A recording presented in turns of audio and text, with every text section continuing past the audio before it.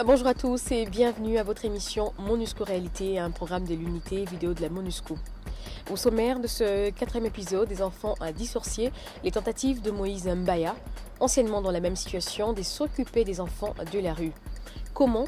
Où le fait-il? Avec quels moyens? Et surtout pour quels résultats? Des éléments de réponse tout à l'heure après les nouvelles.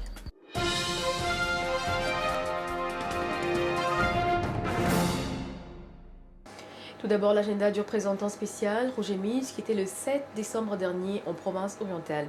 Au centre d'instruction de la PNC de Kapalata, le chef de la MONUSCO est allé suivre le déroulement de la formation initiale de nouvelles recrues de la police nationale congolaise.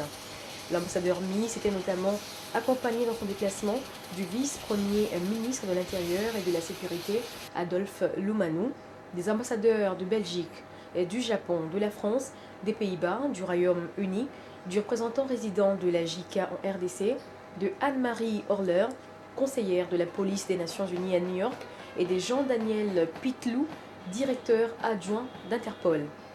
La formation, qui entre dans le cadre de la réforme du secteur de la sécurité, est financée par le gouvernement japonais par le biais de la JICA et bénéficie de l'appui de la MONUSCO pour la logistique et les formateurs. Les 500 stagiaires recrutés au sein des ex-groupes armés en application des accords de mars 2009 en ayant choisi de servir la police nationale et la nation congolaise ont entamé ce cycle d'instruction de 6 mois le 20 septembre 2010 pour être demain des fonctionnaires professionnels capables de remplir efficacement leur mission de police selon les normes internationales et dans le strict respect des droits de l'homme et des libertés publiques et d'un État démocratique. À Goma, le 8 décembre 2010, une importante quantité de matériel électoral a été officiellement remise par la MONUSCO Nord Kivu aux membres de la CEI régionale. Au total, 85 tonnes de matériel ont été réceptionnées par la section électorale de la MONUSCO Nord Kivu. 83 tonnes ont déjà été déployées par cette dernière dans toute la province. Ainsi, par exemple, 681 kits d'enregistrement, 286 générateurs, 19 motos et 54 bicyclettes ont été acheminées par la MONUSCO Nord Kivu dans les différents bureaux de liaison de la CEI. Dans chaque province, il y a un hub, un entrepôt principal de la MONUSCO. Le nôtre est à Beni, à l'aéroport Mavivi. Et c'est de là que la MONUSCO a distribué maintenant vers les différents chefs-lieux de territoire le matériel. C'est là où, en principe, notre apport logistique de la MONUSCO s'arrête. C'est maintenant, comme le coordonnateur de la CEI Nord Kivu a dit, c'est maintenant à la CEI de déployer ce matériel à l'intérieur des territoires. Une opération de destruction d'engins explosifs a eu lieu à Mbakana, sur environ à 120 km de Kinshasa, par Mechem, une compagnie sud-africaine spécialisée dans le déminage et la destruction d'engins explosifs. C'était le 10 décembre 2010. Cette destruction, conduite sous la supervision de la coordination de la lutte anti-mine de la MONUSCO, UN-MAC en sigle, est l'aboutissement des travaux d'assainissement du nouvel espace à l'aéroport international de Njili, où seront placées les installations aéroportuaires de la MONUSCO.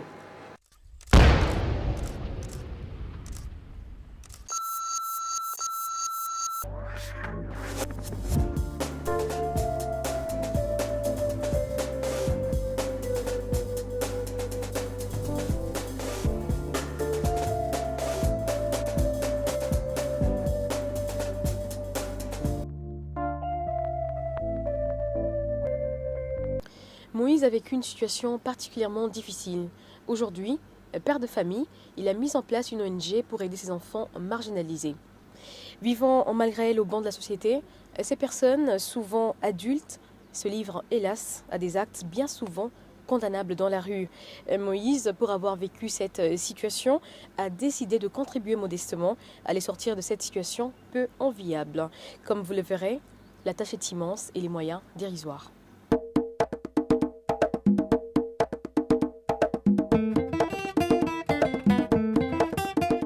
Bana ya balabala benganga Che Guevara mpona nini babenganga Che Guevara parce que nayelela bango révolution mpona korévolutionne mwa makambo wana bakoma normal yango bapesanga komona Che Guevara.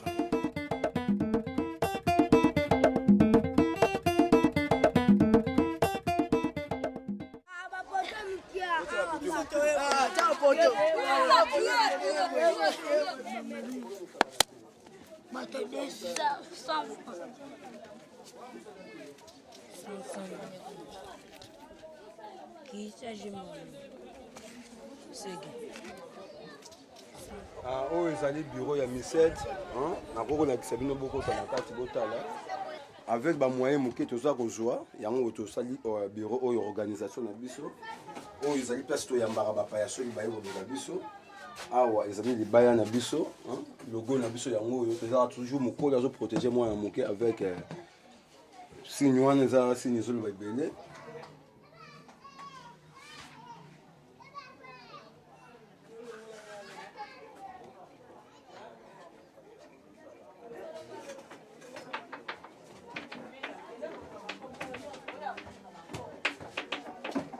Ça fait 10 ans que tu existé. Mais bah moi vraiment tu en angoté, yango tozali ko kotala, ceux qui ba paya ba yawa, to kopesa bango batala. Oyo ezali place oyo to yambaka bana, ceux qui baye baza 10, moi ba la awa ba onso kozala te. Et puis peut-être l'espace ezali mokie. L'espace ezali mokie.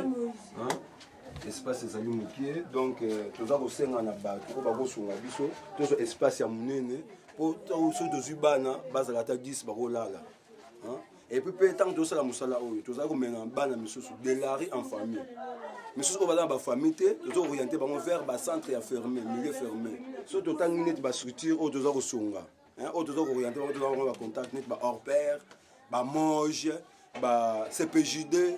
Donc, liboso mwana, tu as structure rebelle. Auto collaborer na bango, ba aider.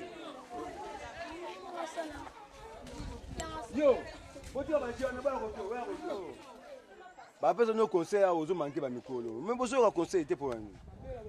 Mboka o na boso la o te. Ke bo fandi boyo bo raisonnable melaka ba noa, le ko neza vite. Tokoto mboka o il faut classe.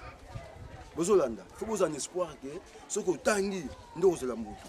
So kino classe pour la mutu. So bo seka ba ki yanke, boy ba ke vie, bo belisi vie. Boz en espoir que il faut botanga. To gani To gani Et puis bozo mona bato azo na kuti. Moni chaque temps na zo bima awa, to soki na basite ezali plus de 250 sites na ville ya Kinshasa. Site ezali par-ci par-là. Ce que tout ça rendait na ba leader mususu tout ça système tellement de ba moyen te. Oyo to munga kaza responsable na kati ya site wana to solo dina to c'est non mon frère, tala bana bazalia na kati ya site na yo mais ka ko protéger bango. So monika mo yango na moko esika na site na yo. Kutika yango bongo to faut signaler biso ngo. Ezali to zo ko pesa ko protéger bana bazo ya sika. Pour bazo influence o ya kalate. Pour ça, déjà influence ya kala à comprendre que à ressemble facilement na balabala soit je des influence wana et comme passer aux gens ici dans ndao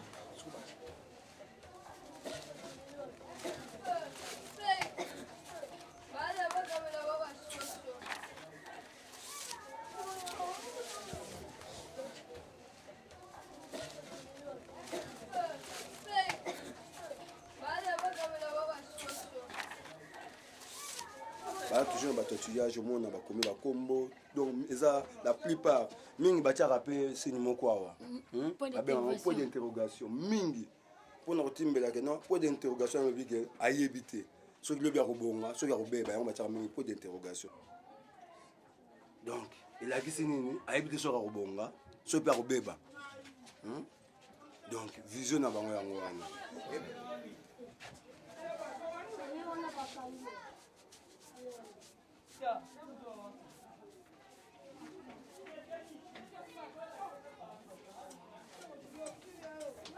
dossier numéro 33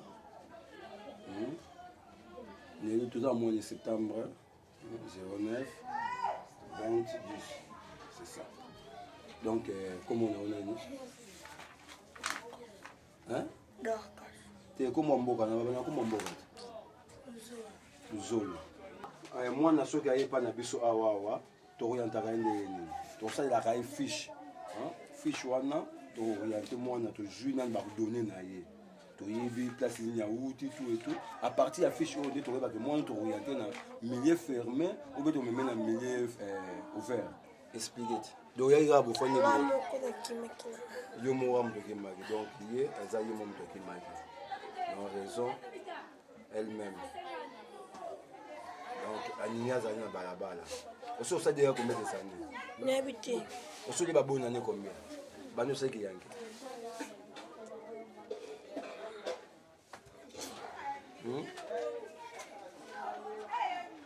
osoli baboni ane combien oso fete combien de fois bani onaki yange na fete na bacentre na bacentre combien de fois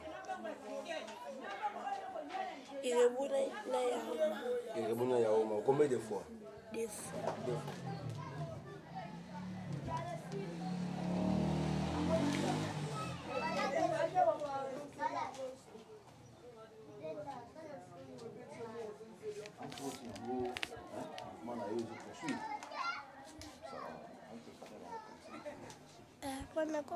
nakoma mpo vivre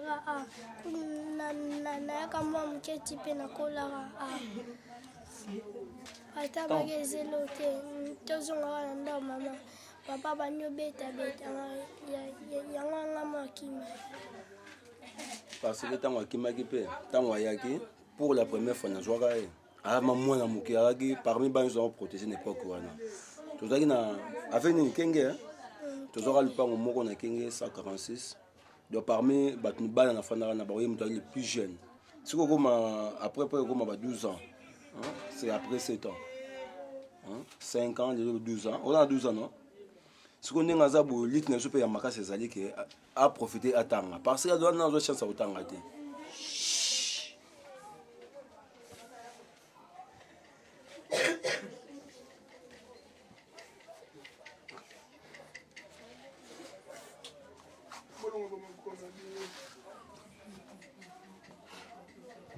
Panza selekele. Panza selekele. Panza selekele. Eya bokoto. Ah, pecho, dizani. Boire yamba. Boaka. Yo yamba. Jango yango. Jango yango. Yamba. Yamba. Ah, ebo yamba makati. Moche poto ah. Kote moche poto. Moche poto te oh. Bon, futur na ezali lobi azala responsable pour lobi ntango akoma responsable relation na kindoki wana wazala okangi lelo te ntango mosusu bakangi lelo na kindoki parce que ki pauvreté soki lobi nzambe asungi oki otangi ozwi mosala normal osombi ata mazda relation na kindoki te bato bako oyo babengaki kindoki wana babaproche mbango babosa na kindoki wana.